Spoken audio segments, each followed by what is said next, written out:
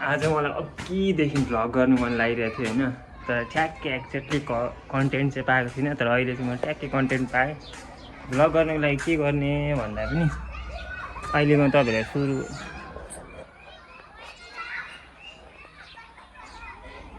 यहाँनिर भिडियो ठ्याक्कै रेकर्ड गरेँ कि परबाट नानीले हेलो भन्ने। भ्लगको पावर पनि खत्रै हुन्छ यार। कतिलाई राम्रो लाग्छ कतिलाई नराम्रो लाग्छ नि त। तर पनि आजको मौसम चाहिँ एकदम राम्रो क्लियर छ, बब्बाल मौसम छ। यतिको मौसम यो हिजो बेलुका टन्नै पानी परेको थियो क्या, ओभर पानी परेको थियो हिजो। अनि त्यही भएर चाहिँ आज मौसम अलिकति राम्रो भएको। भ्लगको कुरा गर्दा गर्दै भन्दा पनि हिजोको कुरामा अलिकति मलाई यो भिडियो चाहिँ अहिले जसले हेर्दै हुन्छ, जसले पनि क्लिक गरेर हेर्नु भएको छ होइन, पुरै उयो गरेर मात्रै हेर्नु है। पुरै टाइम छ तपाईँसँग, फ्री टाइम छ अनि हेर्न चाहनुहुन्छ भने चाहिँ अनि मात्रै हेर्नु न त। यो भिडियो हेरेर काम छैन तपाईँहरूलाई, तर हेरिराख्नु भएको भिडियोहरूलाई चाहिँ लास्ट मजा आउन आँटेको छ, अन्तिमसम्म चाहिँ हेर्नु। अहिलेको लागि चाहिँ म बाहिर निस्किन आएको छु, बाहिरको माहौल कस्तो छ के कस्तो छ भनेर। तर पानी परेको छ, हिजो बेलुकादेखि पानी ओभर पर्दैछ। बेलुका म राति सुतेको थिइनँ नि त, भर्खर सुतेर अनि उठेपछि अब मुख धुएर अनि त्यसपछि अहिलेको टाइम कति भयो ठ्याक्कै टाइम हेर्नु न त, 2-3 बज्यो। 3 बजीसम्म चाहिँ कस्तो छ होइन, 3 बजीसम्म कस्तो छ भन्दा म सोच्छु। यहाँनिर आँप फलेको छ क्या हाम्रोमा यति धेरै, तपाईँलाई थाहा छ कि छैन। अहिलेको आँपको मौसम छ नि त, अनि आँप ओभर धेरै फल्छ। हाम्रो बोटको त्यहाँ एउटा बोटमा एउटा बोटको आँप अगाडिपट्टि छ अनि पछाडिपट्टि छ अहिले। तर एउटा कुरा थाहा छ, अहिले 3 बज्यो नि, 3 बजीसम्म मैले पिसाब च्यापेर बसेको थिएँ क्या। खोइ पिसाबै लाग्दैन के भएको मलाई त आजभोलि। यहाँ पनि छ हाम्रोमा आफै 2टा बोट छ, 2टा अनि 3टा बोट छ। अनि 3टा बोटको आँपहरू यस्तो राम्रो फल्छ नि। अलि पछिदेखि यो पछि अलि माथि बोटमै चढेर पनि क्याप्प खान पनि सकिन्छ क्या यो आँपहरू।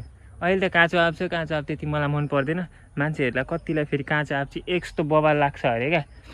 यो अहिले पाहाड देखिन्थ्यो यहाँबाट, तर घरहरू पहिला चाहिँ घरहरू थिएन होइन। पहिला यो घरहरू इधर कुनै थिएन।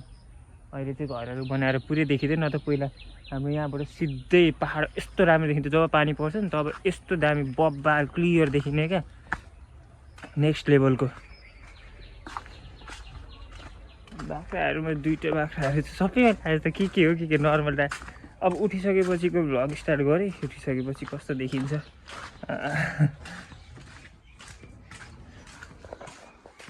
राति धेरै बेरसम्म बस्छु क्या म, अनि त्यही भएर पनि होला आँखाहरूमा अलिक डार्क सर्कल लाग्छ। तर पनि राति धेरै बेरसम्म बस्नुको कारण पनि अलग्गै टाइपको छ क्या। हाम्रो पनि नेपालमा लोड सेडिङ ओभरै धेरै हुने क्या, लोड सेडिङ धेरै भएपछि दिउँसोतिर लाइन जान्छ। अहिले पनि लाइन गइ नै राखेको छ, घरिघरि आउँछ, झिपिक गर्छ। अनि बरु बेलुकै बस्दिनँ, नेटहरू पनि राम्रो चल्छ।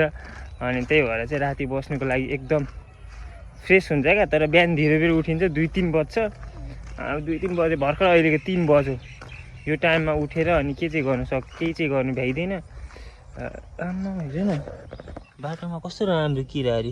यो किराहरू पहिला ठुल्ठुलो हुन्थ्यो नि होइन र, योभन्दा पनि ठुल्ठुलो हुन्थ्यो। भर्खर बच्चाहरू जस्तो छ यिनीहरू। मौसममा आज पानी परेर बेलुका पानी परेको मलाई फिल छ क्या।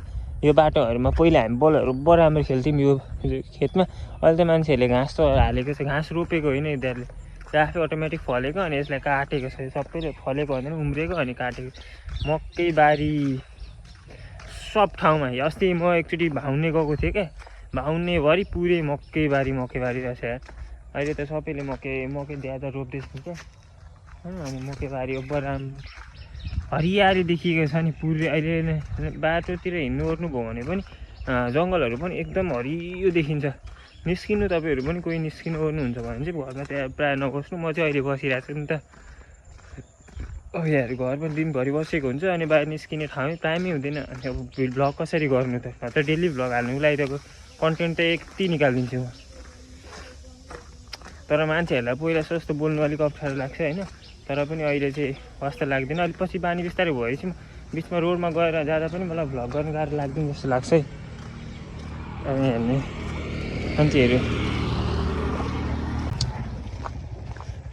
जतिसुकै जेसुकै भने पनि होइन,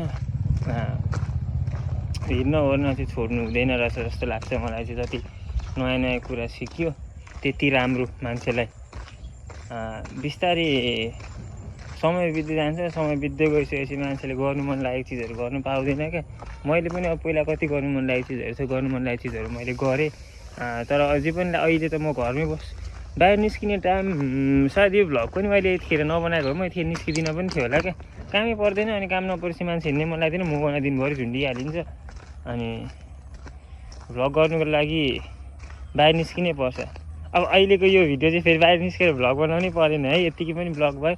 अब यो भिडियोमा कति भ्युज जान्छ भन्ने कुरा, भिडियोमा 1000 भ्युज गयो भने आमामा यति मोटिभेसन आउँछ नि मलाई। फेरि म त नयाँ नयाँ ठाउँहरू एक्सप्लोर हानिदिन्छु क्या। मकैबारीको यो मकैबारीमा गुटुटुटु कुद्यौँ कि क्या एकलट। अलिक पछि यस्तो च्यालेन्ज चाहिँ गर्नुपर्छ होला। मनमा जे आयो त्यही गरिदिने बानी बसायो भने नि कहिले पनि पछि परिँदैन क्या। म त पछि पर्दिनँ जस्तो लाग्छ। तर मनमा जे आयो त्यही गर्ने भन्दा पनि राम्रो चिजमा नराम्रो चिजमा नगर्ने, नराम्रो चिज गर्नु पनि हुँदैन।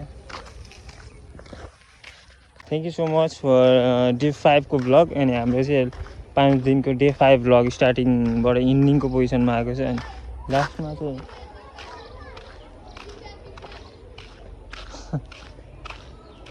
बिख्यान भन्दैछ। म यहाँ उयो गर्दै आउँदैछु, गेम भिडियो हेर्दै टाइपले आएको। अब केटाहरू भिडियो बनाए जस्तो लाग्दैछ बिख्यानहरू।